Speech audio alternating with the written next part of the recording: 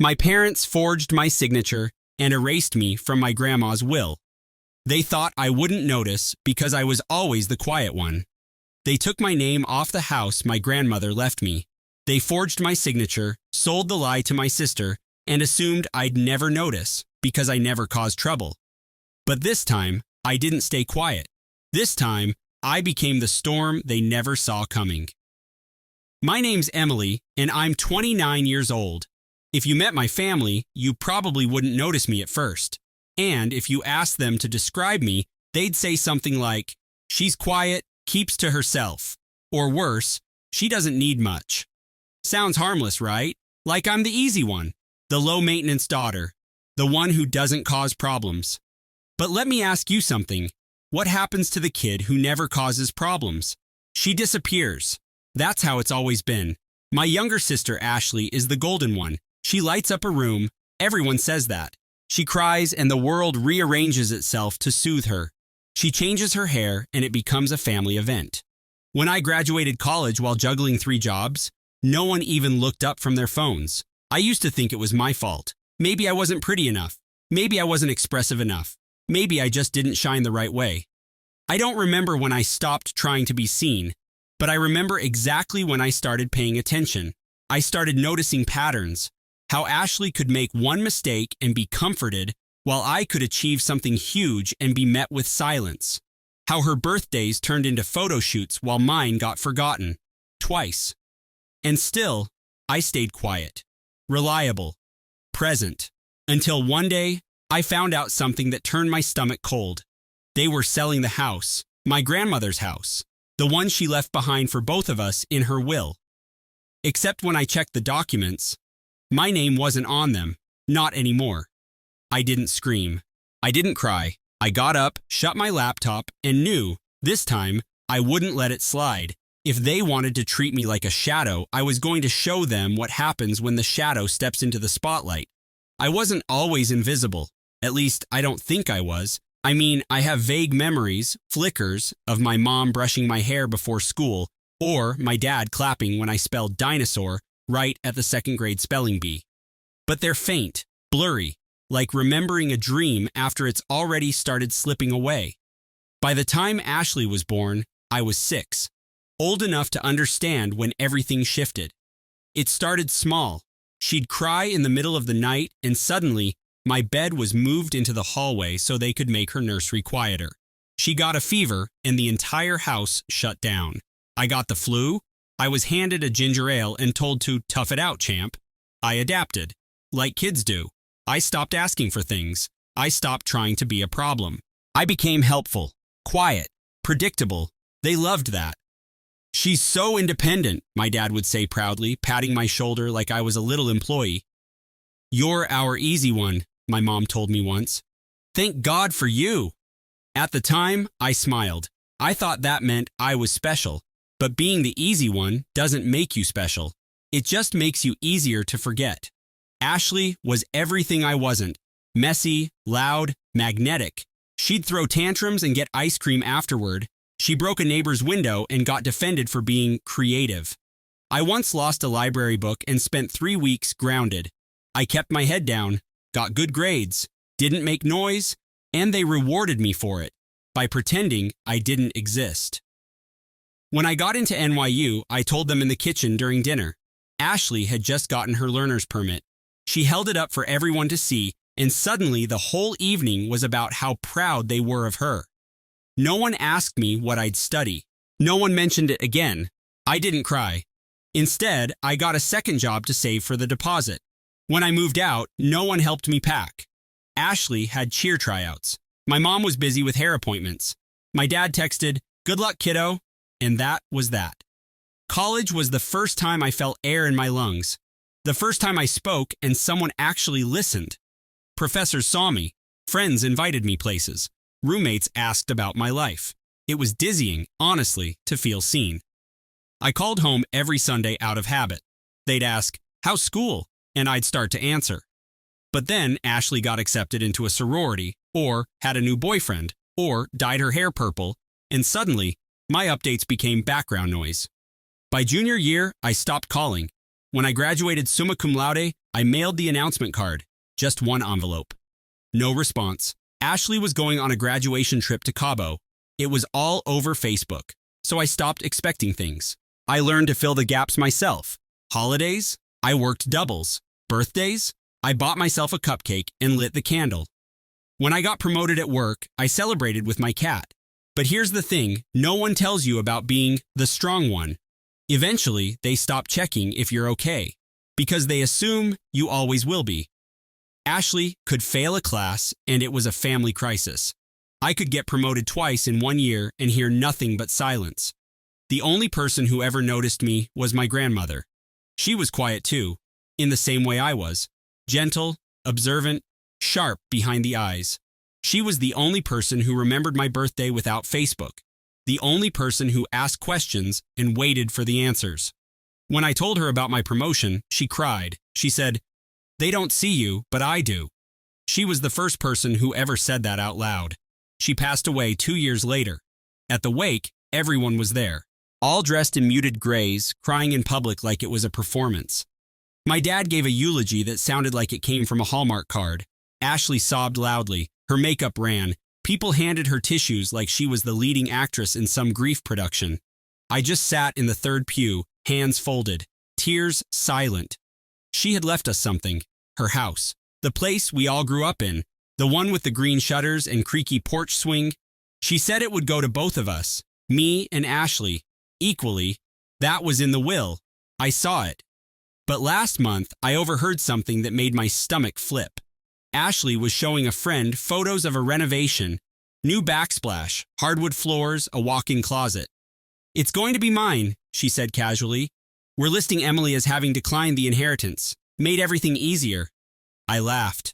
I thought it was a joke. Then I checked the county records. My name was gone. I hadn't declined anything. I hadn't even been informed. That was the moment, the fracture, the match hitting dry kindling. I wasn't the invisible daughter anymore. I was the forgotten one, erased, silenced. And I was done playing that role. I didn't confront anyone, not right away. That's the thing about people who've been overlooked their whole lives. We learn how to wait. We watch. We collect receipts while everyone else forgets we're even in the room. So I waited. I smiled through family group chats where Ashley posted house inspo like she was Joanna Gaines. I nodded along to my mom's passive little comments like, "Well, you always said you didn't want a big house, right?" Or, "Losing the house probably takes a weight off your shoulders." I hadn't said either of those things. What I had said months ago was that I was too swamped at work to think about moving right now. That was it. That one sentence had apparently become their legal justification for pretending I didn't exist. Fine. If they wanted to play the game that way, I could too. Except I wouldn't play it loud. I'd play it smart. I started with the will. My grandmother's attorney was retired, but still lucid, still sharp. He remembered me. I drove out to the edge of town and sat in his dusty little office while he dug through a file cabinet older than the internet. When he found the copy, he frowned. "She was very clear," he said. 50-50 split between you and your sister." "Can I get a certified copy?" I asked. He nodded. "You'll want that." The next stop was the county clerk's office. I requested the title history on the property, acting casual, like I was just curious. The woman behind the desk printed it out for me with a tight smile. And there it was. My name had been removed. The date? 2 months after Grandma died. Signed, witnessed, processed. But the signature wasn't mine. It was my name. But it wasn't my handwriting. Not even close. My hands were cold as I stared at the page. They didn't just forget to include me. They forged my consent. I walked out of the clerk's office, shaking. Not with fear, with adrenaline. The kind of slow, seething charge that builds when something snaps after too many years under pressure. This wasn't just favoritism anymore. It was fraud. And that changed everything. I called a lawyer the next day. Her name was Dana. Calm, surgical, no nonsense. The kind of woman who could dismantle a family legacy with one well-worded letter. She reviewed the documents I brought her and didn't even blink. "They're banking on the fact that you wouldn't notice, or if you did, you wouldn't push back." "They're wrong," I said. "Good," she replied, sliding me a stack of forms. "Let's make them remember." We filed for a formal title dispute and launched a forensic handwriting review. I signed affidavits. I authorized contact with the attorney who'd handled the will. I gave her permission to subpoena digital correspondence if needed. Dana worked fast, quiet, lethal. And then I waited. That was the hardest part. Not screaming, not posting about it, not texting my sister something unhinged at 2 a.m., but I stayed silent because I wanted them to feel safe for just a little bit longer. I wanted Ashley to keep uploading paint swatches to her Instagram story. I wanted my parents to keep forwarding emails about investment opportunities tied to a house they no longer legally owned. I wanted them to have no idea that the ground beneath them had already started shifting. 3 weeks later, the first letter went out. A cease and desist to my parents, one to Ashley, another to the real estate agent they were working with. The calls started the next day. I didn't answer. Instead, I sat in my living room with a glass of wine and watched as voicemail after voicemail stacked up on my phone. First my mom, then my dad, then Ashley. Her message was a masterpiece of faux confusion. Emily, hey, we didn't know you'd care about the house. You always said you didn't feel connected to it. Why are you doing this? I didn't respond, not yet, because the forensic analyst called that afternoon. It's not your handwriting, he said plainly, and it doesn't even match previous samples. It looks like someone copied your name off an old signature and tried to trace it. He paused. Whoever did this wasn't being careful. They assumed no one would ever look. They were half right, I said. Until now. I forwarded the results to Dana. The next letter we sent was a formal demand to restore my name on the title. Pending that, we reserved the right to pursue criminal charges. Dana drafted every word with surgical precision. The day it hit their inbox, everything went silent. No calls, no texts, no family updates about Ashley's new backsplash. Just dead air. And I liked it that way. It happened on a Sunday. The kind of day you'd expect to be quiet, slow, safe. I was halfway through cleaning out my fridge when the buzzer rang. I didn't recognize the number. I ignored it. It buzzed again. Then my phone lit up with a text. We're downstairs. We just want to talk. My mom. I froze. I hadn't seen them in person since the funeral. Even then, it had been brief, awkward, sanitized. A handshake of grief. Nothing honest. I thought about not answering. But then again, I wasn't hiding. Not anymore. So I went downstairs. They were waiting by the curb. My mom in her sunglasses, the kind she wears when she wants to look composed. My dad standing beside her like a statue that forgot how to be human. And Ashley, leaning against the car, arms crossed, like she was bored. I didn't say anything. I didn't need to. We didn't know, my mom started, her voice breathy.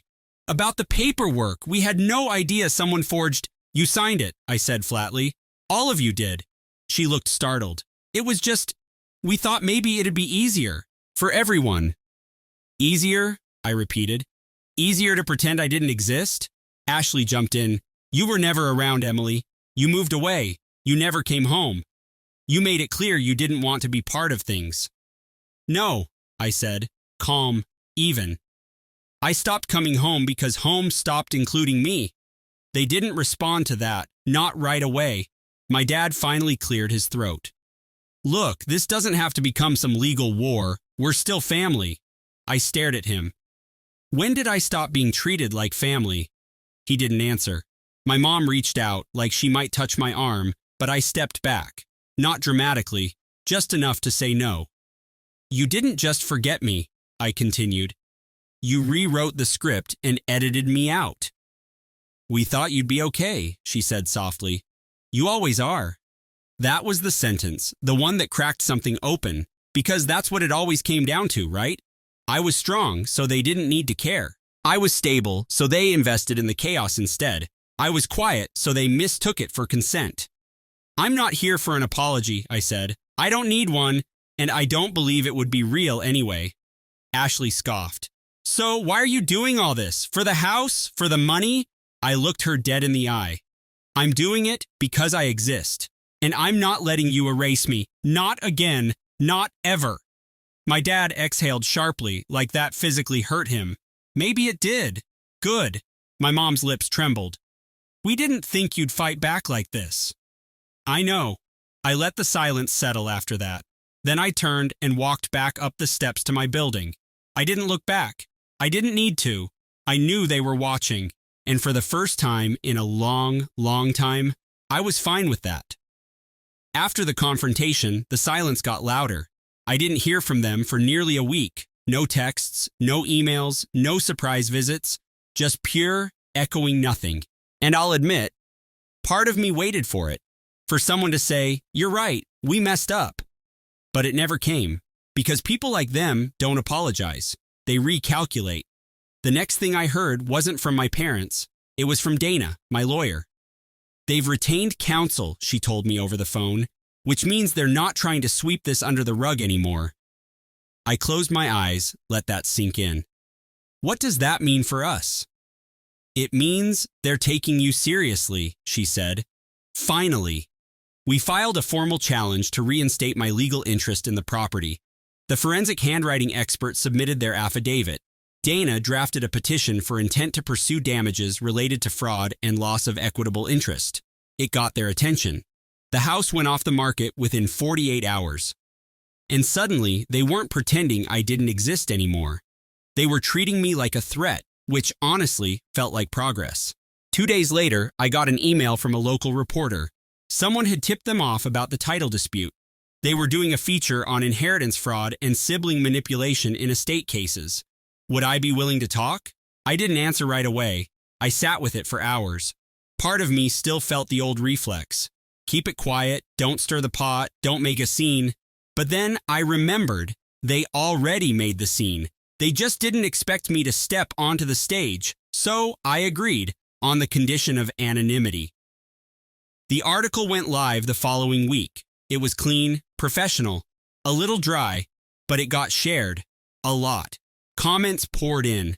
Stories from people who'd been pushed out of inheritances, who were called selfish for speaking up, who had watched younger siblings take everything and be congratulated for it. I wasn't alone, not even close. The next surprise came in the form of a knock at my door. I wasn't expecting anyone. I almost didn't answer. But something told me to look. It was my aunt, my dad's sister. We hadn't spoken in years. Not out of malice, just distance. Family gatherings fell apart after my grandmother died, and no one ever rebuilt the bridges. But she was standing there with a folder in one hand and something that looked an awful lot like regret in her eyes. "Can I come in?" she asked. I nodded. She sat at my kitchen table like it physically hurt her. She placed the folder between us. "I saw the article," she said, "and I need you to know, I believe you." I blinked. "Okay." "And more than that," she continued, "I've seen things, for years, the way your parents treat you, the way Ashley's been propped up like the second coming of royalty while you were treated like staff." That got a laugh out of me. Bitter, short. She opened the folder. Inside were old emails, handwritten notes, copies of conversations she'd had with my parents when the estate was being settled. "There was pressure to make things easy," she said. "Your dad didn't think you'd care. Your mom said you were always so independent. But I knew something was off when I saw your name disappear from the paperwork." I didn't say anything. I just kept reading. Each page was a thread, and together they wove a very clear picture. They hadn't just excluded me, they'd planned to. She reached into her purse, pulled out a check. "This isn't to fix anything," she said. "But if you decide to take them to court, I want to help cover your legal fees." I stared at the check, not for the money, for the fact that it came with something I hadn't felt from anyone in my family in years: allegiance. "I'm not looking to burn everything down," I said softly. "I know," she replied, "but you deserve to hold the match, just in case." The truth is, I never cared that much about the house. Yeah, I said it. Not because it didn't matter, it did. It held every version of me that my parents ignored. The swing on the porch where I used to read Goosebumps books during summers. The scratch in the doorframe marking my height at age 9, back when someone still paid attention to things like that. The kitchen where Grandma taught me how to make peach cobbler and whispered, "You're the sharp one, Emily. They just don't see it yet." It mattered. But it wasn't about square footage or mortgage rights or hardwood floors. It was about history. About the fact that someone had finally drawn a line in my favor, and they had erased it without blinking.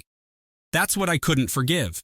So when the reporter followed up asking if I wanted to go on record, fully, publicly, I took a breath and said yes. Not because I wanted to shame my family, but because for the first time in my life, I had something they couldn't edit, minimize, or delete: my voice. The piece ran 2 weeks later, not in a tabloid, not on some gossipy subreddit. In a real publication under the headline, "When the Quiet One Fights Back, a story of inheritance, erasure, and visibility." My name was right there, Emily Parker. I'd never seen it look so powerful. People shared it.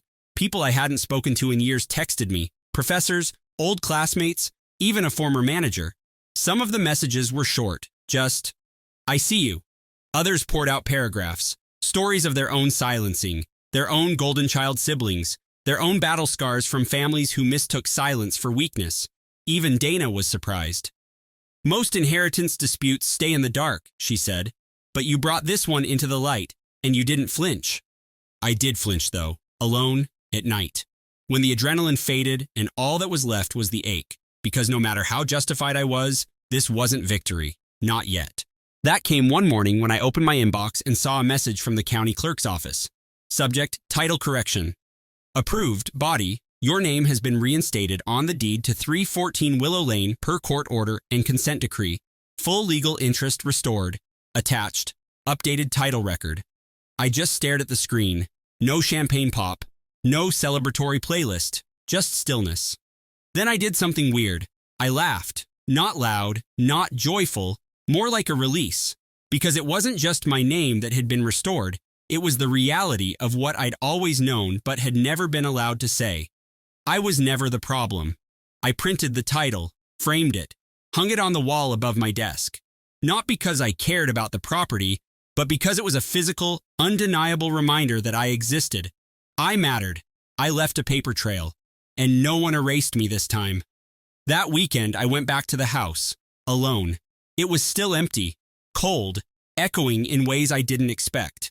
I walked through each room slowly, let the dust cling to my shoes, let the silence settle around me like a blanket I'd outgrown. I stood in the kitchen where Grandma used to hum Patsy Cline, ran my fingers along the windowsill where my science fair project once exploded, paused at the hall closet where I used to hide after dinner when things got loud and sharp and too much.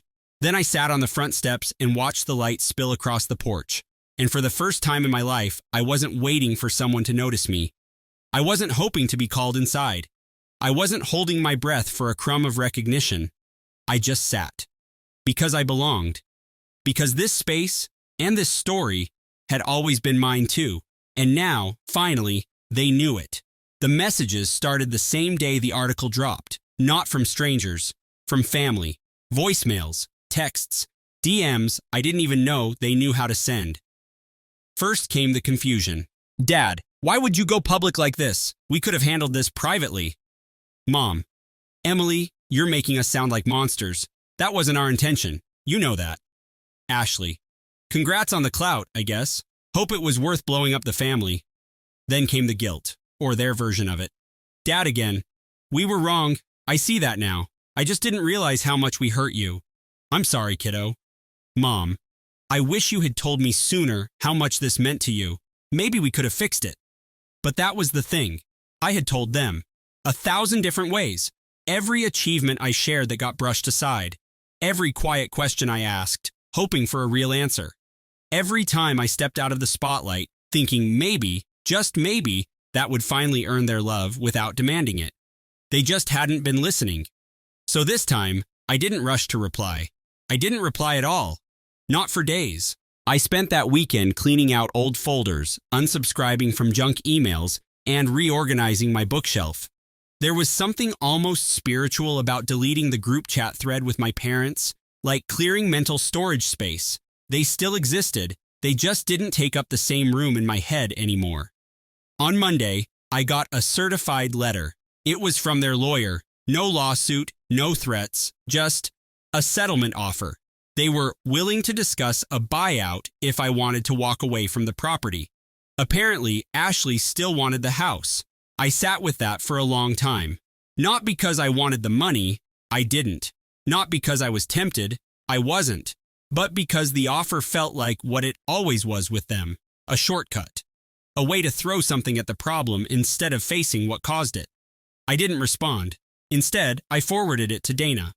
Her reply was one line: "Let's make this fun." We rejected the offer. Not with anger, not with venom. Just clarity. My legal interest wasn't for sale. Not to them. Not anymore. A few days later, I got a knock on the door. Ashley, no makeup, no filters, just standing there like a ghost who'd gotten lost on the way to a better version of her life. "I'm not here to fight," she said. "I just want to talk." I let her in, not out of forgiveness, out of curiosity.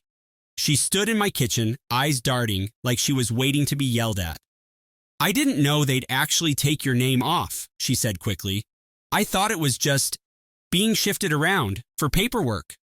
I didn't say anything. She kept going. "I'm not the villain, okay?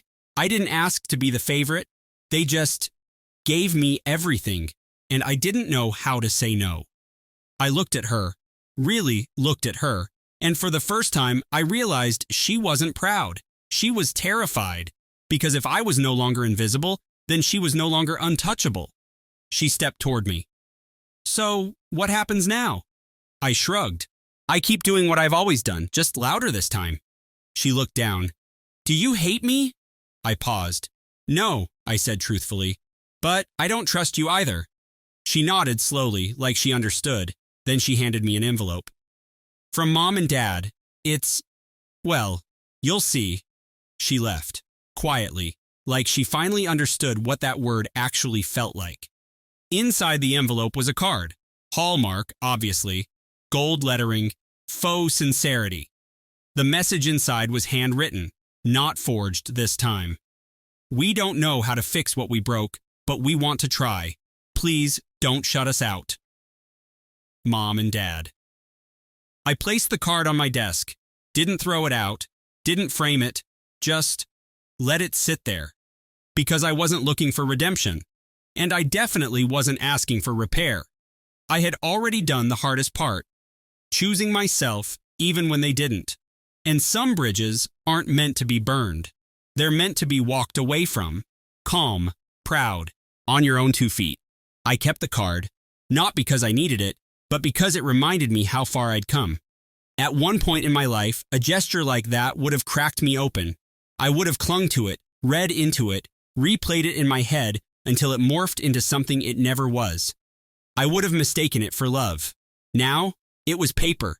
Paper with some ink and a few decades too late. Because here's the truth. Closure isn't something they give you. It's something you build. And I was already building mine.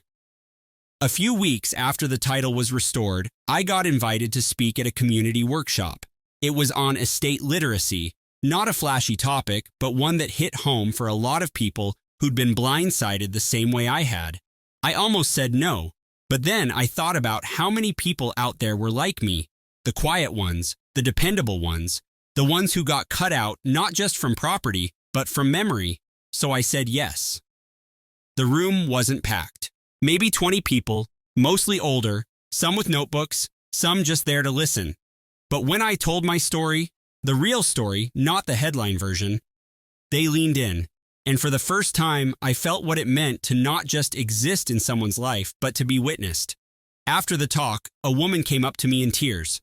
"My brother took everything," she said. "They said I didn't need it, but I needed someone to tell me I wasn't crazy." "You're not," I said, and I meant it. That night, I went home and opened a new document on my laptop. Title: The Second Daughter Fund Mission, to help women, especially the quiet ones, navigate estate injustice, legal literacy, and family erasure. I didn't need to build a nonprofit. I had no reason to go that big.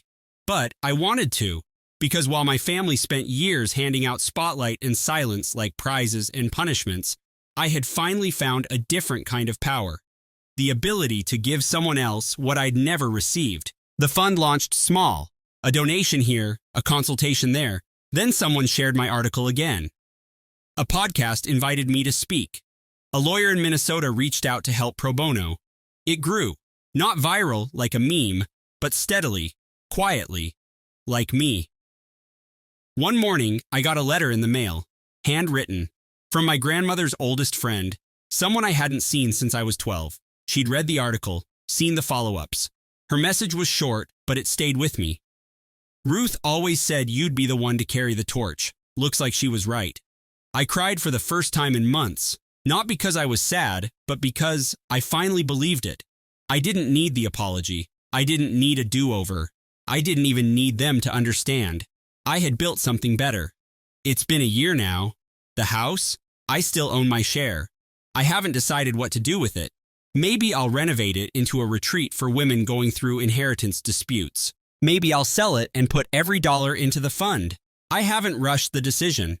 Ashley sends holiday texts now. Civil, short. I reply politely. My mom emails updates sometimes. She asks how the fund is doing. She says she's proud of me. I don't correct her. Let her think she's always been in my corner. That's her story to live with. Me? I don't need the rewrite. Because I'm not the footnote anymore. I'm not the second-place daughter. I'm not the backup plan or the forgotten name on a legal form. I'm the one who spoke. I'm the one who stayed.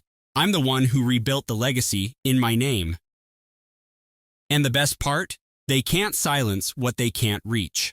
My relatives shut me out for 8 years. Then they lined up at my mansion, begging for help. I let them in, gave the tour, and finally kicked them out. If you've ever been regarded as the family's cautionary tale, only to have those same people circle back the moment you achieve, you'll understand why last Sunday morning altered everything. I was in my garage working on a custom motorbike build when my Ring doorbell rang. Sunday morning, 9:00 a.m., and there's a line of folks on my front porch. At first, I assumed it was a religious gathering or something, but as I checked the app, my blood ran cold. 7 members of my family stood there as if they owned the area, having said no more than 2 words to me in the previous decade. My grandmother Margaret, Aunt Laura, Uncle Daniel, cousins Jason and Lucas, and older brother Leonard were with a blonde I'd never seen before. I'm Albert, 35, and seeing these folks on my land was like finding rodents in your kitchen. For reference, my house is not a typical suburban design. It's a 4,500 square foot custom home on 5 acres outside Austin, replete with a 4-car garage, workshop, and enough space that I can't see my neighbors. The kind of place that cost me 7 figures yet was completely worth it. My first instinct was to disregard them. These were the same individuals who had excluded me from family events for a decade because I chose to create my own construction company rather than follow their safe corporate career path. But something about their body language, the way they were all gathered together and appeared nervous, piqued my curiosity. The security cameras had seen them arriving in 2 vehicles, Leonard's beat-up Honda Civic, which had seen better days, and what appeared to be a rental car, which Uncle Daniel would most likely have to pay for somehow. They'd been standing there for about 5 minutes before ringing the bell, apparently gathering up their nerve. I watched them whisper amongst themselves while using the app.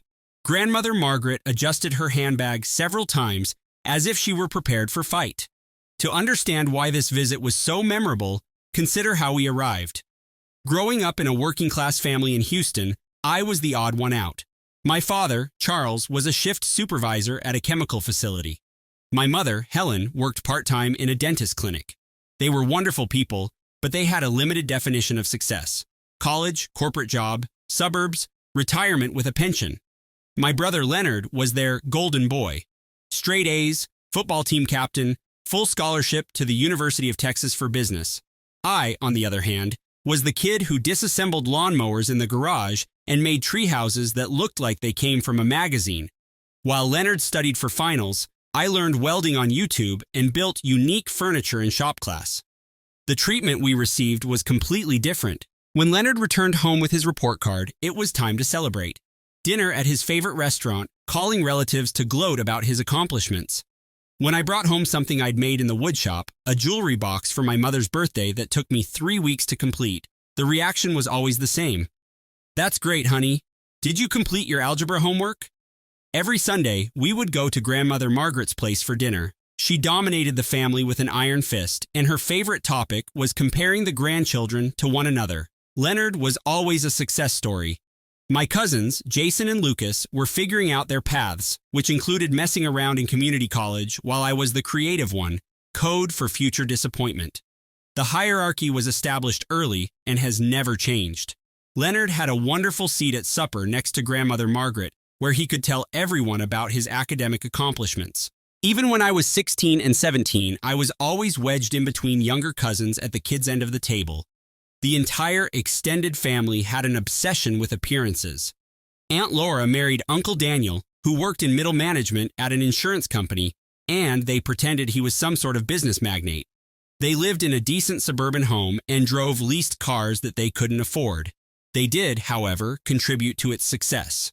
Their social media posts were meticulously designed to include fancy dinners, vacation images, and modest boasts about promotions and raises. I was 17 years old when the cracks appeared. Leonard was finishing his sophomore year at UT, getting high grades, and dating someone our parents adored. Meanwhile, I was getting in problems at school. Not for anything horrible, just for missing school and working construction jobs under the table. As a high school student, I earned more money working weekends than most people in our family made in a month. I wasn't earning simply pocket change. I was earning $800 to $1,000 per weekend doing framing, concrete pours, and finishing carpentry. By senior year, I had saved $15,000, more than my parents had in their emergency fund. Instead of being proud, they felt humiliated. When neighbors inquired about my weekend occupations, my mother would swiftly divert the subject or make excuses about me helping a family member. When I told my parents I wasn't going to college, it was as if I had joined a gang. The conflicts were spectacular. Dad threatened to kick me out. Mom cried, calling me selfish and ungrateful. But the family's reaction was far worse. At Leonard's graduation party, Grandmother Margaret stopped me beside the BBQ pit and said, "Albert, this construction phase needs to stop. You are embarrassing the family. Leonard has a real future. You're simply playing with tools." That chat lasted 20 minutes, and she went over all the ways I was disappointing the family. She brought up my cousin Aaron, who had attended community college and now works at a bank. She highlighted family friends whose children are pursuing respectable jobs in education and nursing. She even likened me to my neighbor's son, who had enlisted in the military. At least it was respectable service rather than hard labor. That's when I realized I was done trying to fit within their small box. I moved out the next week, got a job with Ramirez Construction, and began studying the company from the ground up. While Leonard partied his way through his final 2 years of college, I studied every element of the construction industry. My first flat was a studio above a garage, which I rented from one of my crew members. It wasn't much, 400 square feet with a hot plate and a little fridge, but it was mine. I outfitted it with items I made myself and felt more at ease there than I had in my childhood bedroom. The family's attitude became evident rather quickly. At family gatherings, they'd ask Leonard about his internships and employment prospects with real curiosity. When they spoke to me, they asked polite questions about my handy work and suggested that I return to school for something more secure. The condescension was subtle but consistent. Uncle Daniel would pat me on the shoulder and say things like, "Well, somebody's got to do the physical work, right?" Aunt Laura would ask whether I was still doing construction, as if it was a pastime I'd ultimately grow out of.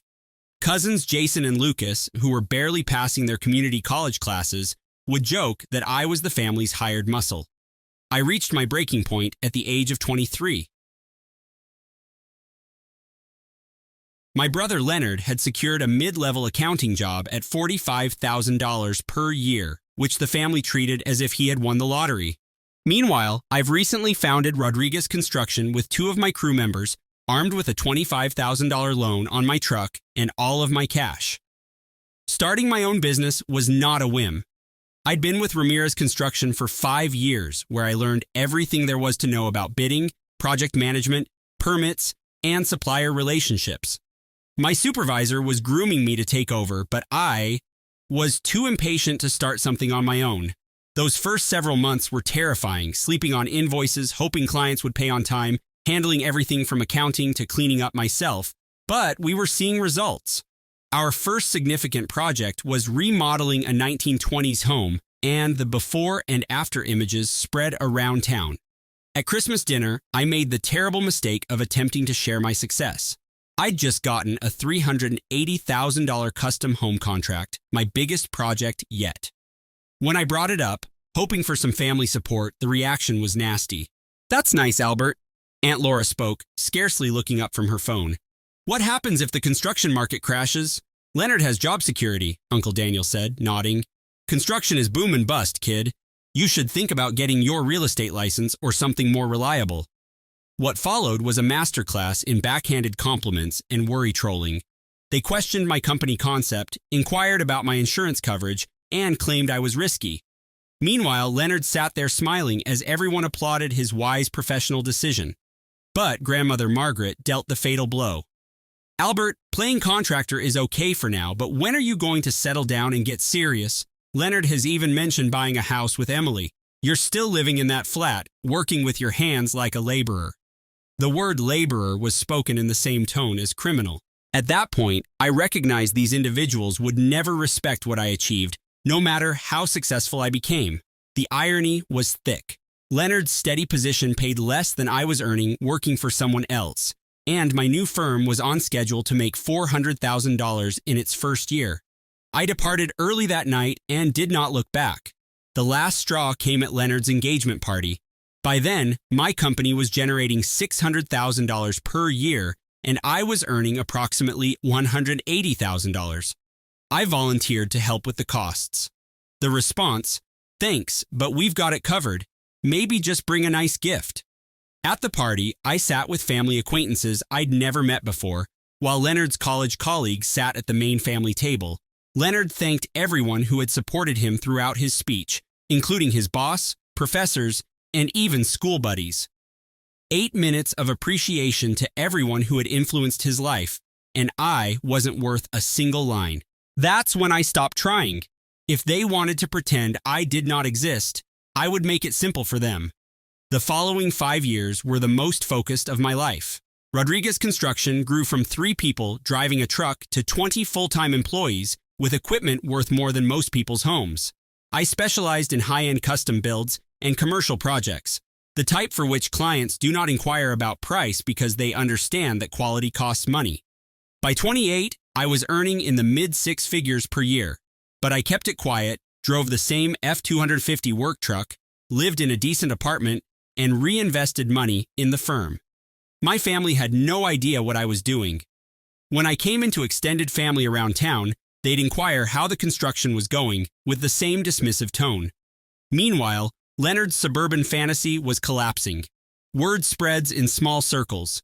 He had a large home, auto bills, credit card debt, and an expensive wife with no income.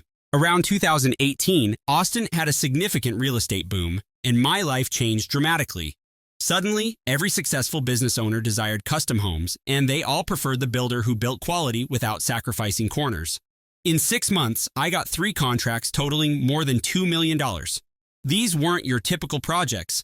A 6,000-foot modern farmhouse for a software entrepreneur, a historic downtown building conversion, and a custom workshop for a rare automobile collector. Each assignment challenged my abilities while also fostering relationships with clients who became repeat customers and referral sources. That's when I purchased 5 acres of hill country and began planning my own home. Not to brag, but because I wanted to create something that would last. The design process took months. A historic appearance with all modern conveniences meant to last generations.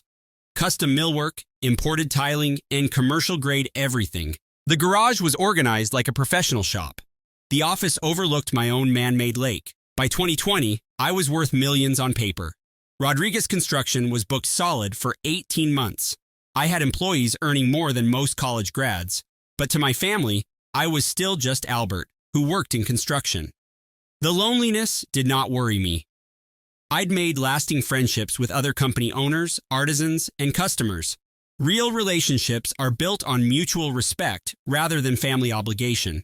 When my crew needed assistance, we all looked out for one another. My electrician's house flooded, so we spent the weekend reconstructing his basement for free. I dated but never went serious, especially after witnessing Leonard's marriage fall apart when Emily left him for a lawyer amid his firm's downsizing. I had other things to do than play such games. They say that living well is the best form of payback. While my family was confined in their suburban bubble, defining success based on appearances and social position, I was creating something tangible. Every morning, I wake up on my own property, in a home I designed and built, surrounded by work that will outlast me. And you know what? It took them 3 years to realize I was gone. When CO struck, construction was deemed necessary. So, while everyone else was on lockdown, I was busier than ever. People who remained at home desired improvements, expansions, and custom offices. I established a second crew and began working on commercial projects for firms to adjust to the new reality. The pandemic provided chances I had not anticipated. Restaurants needed outdoor seating created rapidly. Office buildings needed to be modified for spacing.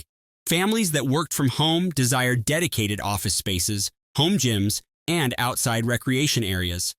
My company pivoted faster than others because we were always adaptive. While large construction companies were bogged down in paperwork and change orders, we could bid on a project on Monday and begin work on Wednesday. Clients were willing to pay a premium for that kind of attentiveness. By 2021, I was generating several $1 million in annual revenue and earning a substantial personal income. I bought a new truck, some investment buildings, and began considering extending into Dallas and San Antonio. The investment properties were a strategic decision. I purchased distressed properties in good neighborhoods, renovated them with my own crews during slow periods, and either sold them or maintained them as rentals. It was a logical extension of my building experience, and it provided a variety of income streams that were not entirely based on new construction projects. When Cousin Jason's girlfriend spotted my truck at a petrol station, she recognized me. She followed me on a social media platform that I rarely used, but that included a few photographs of my work. Next thing I know, family members are looking through my posts, seeing photographs of my house, my equipment, and the high-end projects I was uploading. My account was mostly a business tool, before and after photographs of projects, shots of the staff at work, and the occasional image of a finished place. However, someone who knew me saw it as a clear picture of success. The projects were clearly high-end. The equipment was of the highest quality, and the work was undeniably good. After years of stillness, I started receiving strange texts.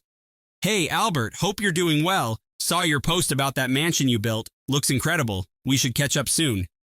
The communications were clearly false. Jason, who hadn't spoken to me in 6 years, suddenly wanted to get coffee and catch up.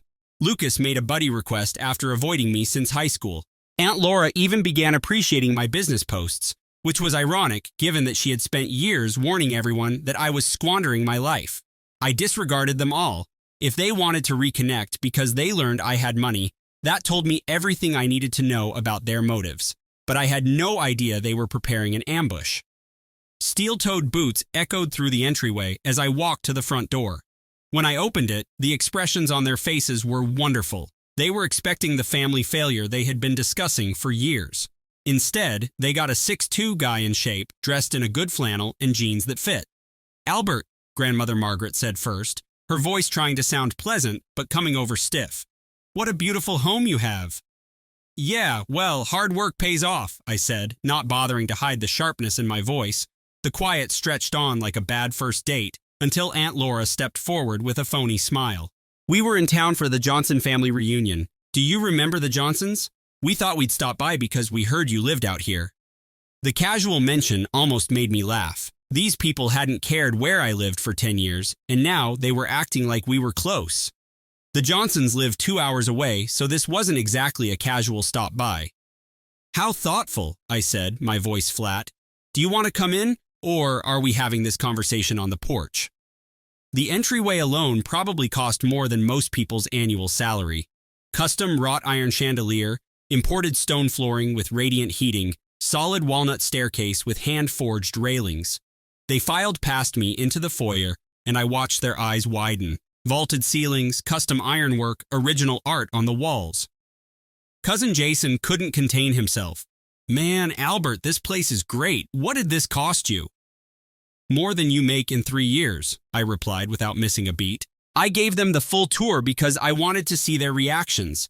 The living room with 20-foot ceilings and a custom stone fireplace, the kitchen with professional-grade appliances and a center island larger than most people's bedrooms, and the office, which was adorned with awards and photos from luxury projects. Jason kept making low whistles. Lucas was taking pictures for his girlfriend, which meant documenting everything for later sharing. Leonard's new wife was calculating property values in her head, but Grandmother Margaret's reaction told me the most. She was reevaluating everything she thought she knew about me, and the grandson she'd written off as a failure was clearly more successful than anyone else in the family. And the real reason reveals itself. We ended up in the living room with coffee and pastries, small talk about the weather, their drive out, safe topics that avoided the elephant in the room. I answered their questions about the house and business with just enough detail to make them understand the size of what I'd built. The living room was designed for entertaining, with a seating area that could comfortably accommodate 15 people. The fireplace was faced with stone I'd quarried from the property, and the mantel was a single piece of mesquite that I'd had milled and finished by hand. Floor-to-ceiling windows provided views of the lake and the landscaped grounds. Aunt Laura cleared her throat, signaling that we were approaching the true purpose of their visit. "Albert, we've been thinking about family lately," she began, using that delicate voice that made my skin crawl. "Leonard's going through some financial difficulties with the divorce settlement and legal fees." The setup was there, and I kept my expression neutral while waiting for the pitch. "Legal fees?" I asked, playing dumb. Leonard looked uncomfortable, but Laura pressed on. "The custody struggle with Emily has been costly. She hired one of those high-end divorce attorneys, and you know how complicated these things can be." Emily was seeking alimony, claiming she had sacrificed her career to support Leonard's advancement, despite the fact that she had never had a career to sacrifice. I had been hearing about Leonard's divorce from mutual acquaintances for months, so I knew how messy things could get. Uncle Daniel jumped in. "Actually, Albert, I've been researching investment prospects in the building industry. With your knowledge and connections, we could certainly put together something profitable for the entire family." I had to give them credit for inventiveness. Rather than asking for money directly, they framed it as a business opportunity and family support, but I could read between the lines. Leonard needed money, and they decided that his successful brother should provide it. The investment opportunity angle was especially insulting, as these people who had never shown interest in my business when it was struggling were now eager to become partners now that it was successful. They wanted to bypass the years of long days, financial risk, and developing relationships with suppliers and clients. Grandmother Margaret made what she felt was the final argument. "We've missed having you at family gatherings, Albert. It's time to put the past behind us and start acting like a family again. After all, family looks out for one another. After 10 years of treating me as an embarrassment, they were now ready to welcome me back into the family, as long as I brought my checkbook." I leaned back in my leather chair and studied their faces, remembering how they had written me off when I was struggling to build something from nothing. Now that I had exceeded their expectations, they wanted to be family again. "That's fascinating," I responded calmly. "Remind me, when was the last family event I was invited to?" The stillness was deafening, and they all looked at each other, hoping someone else would respond. "Well," Laura finally responded, "you know how it is with busy schedules and everything." "No," I said, "I'm not sure how it is. Why aren't you telling me?" They'd come here expecting the old Albert, the one who desperately needed their acceptance and would do anything to belong, but they were about to learn that version of me existed in the past. Leonard finally found his voice. "Albert, I know we haven't been as close as we should have been." "Close?" I interrupted. "I haven't received a phone call, text message, birthday card, or holiday present from anyone in this room in over 8 years. You got married twice and did not tell me." My grandmother told people that I was a construction worker who would never amount to anything. "And now you want to discuss getting close?" Their cheeks paled as the comfy fantasy they'd been living with, that our separation was somehow mutual, was shattered by realities they couldn't refute. Jason attempted to play peacemaker. "Hey man, maybe we all could have done better at staying in touch." "Remaining in touch?" I stood up, my full height, making them all look up at me. "Let me tell you about remaining in touch. When I first started my business, I called Dad to tell him about my first major contract. Are you aware of what he said? 'That's nice, son. Leonard was recently promoted to senior accountant.' When I bought this land and began building, I sent Mom pictures because I was proud of what I had accomplished. She presented them to people and said that I was still playing with tools.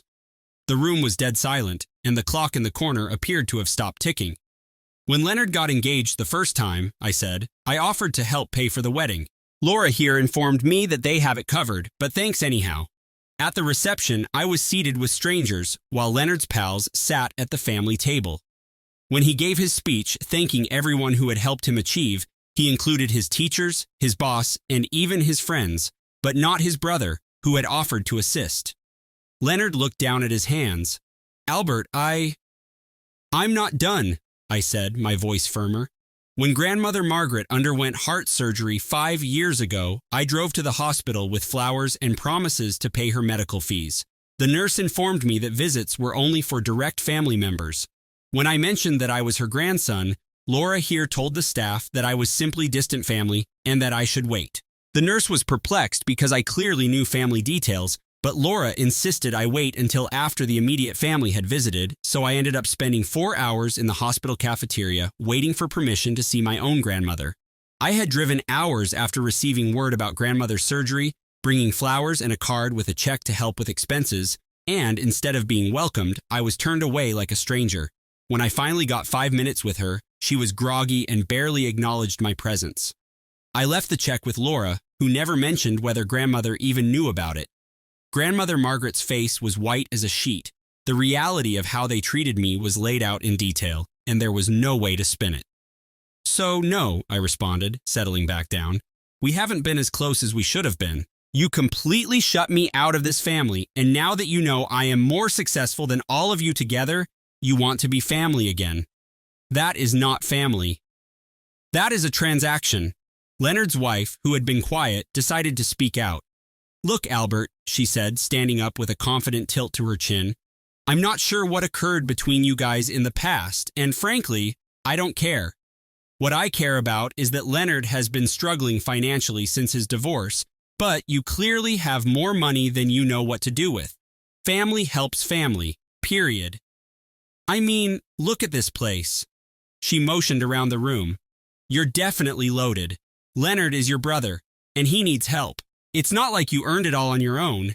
You were fortunate to secure several construction contracts during the boom. The least you could do is support the family that reared you. I stared at her for a long time, contemplating the utter boldness of what she had just said, before breaking into a deep, real chuckle that made everyone in the room shift. What makes it so funny? She questioned, her cheeks burning. You, I murmured, wiping my eyes, are exactly what I was expecting. Leonard always had a type. Pretty, entitled, and entirely oblivious of how the real world operates. Albert, Grandmother Margaret snapped. I ignored her and concentrated on the blonde. What's your name again? Vanessa, she said, lifting her chin. Brittany, can you tell me what you do for work? I'm a social media influencer, she explained. Of course she was. How many followers? 12,000 on one platform, 8,000 on another. I nodded sincerely. And how much money does that generate monthly? Her confidence dipped slightly. Well, it's building up. So, nothing. You make nothing.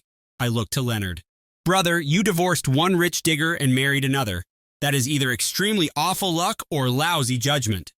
Leonard's cheeks turned hot. Don't talk to my wife that way. Your wife just told me I should give you my money because family helps family, while admitting she has no idea or cares about our history. She referred to my accomplishment as luck and stated that I had not worked hard for it.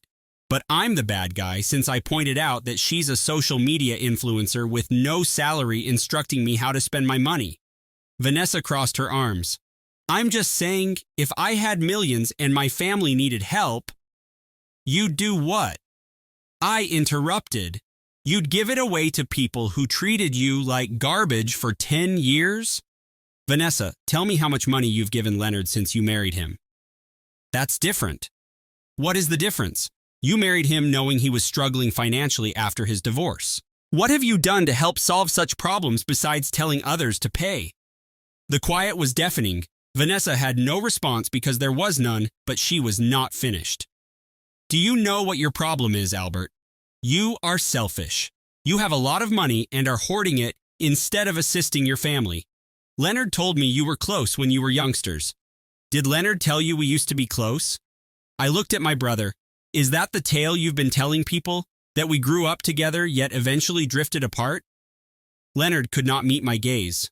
Albert, we were close when we were kids. We weren't close, Leonard. You were the golden boy who did everything correctly, and I was the letdown who took the wrong way. That has been the dynamic since day one, and you never did anything to change this. Even when we were youngsters, you agreed with everyone else and treated me as if I were somehow inferior to you. The figures don't lie. I took out my phone and scanned through my contacts. Vanessa, you said I was lucky with building projects. Allow me to show you what luck looks like. I opened my banking app and pointed the screen to them. This is my business account. Current balance is in the millions. That's only the checking account. Does not include investments, retirement funds, or property values.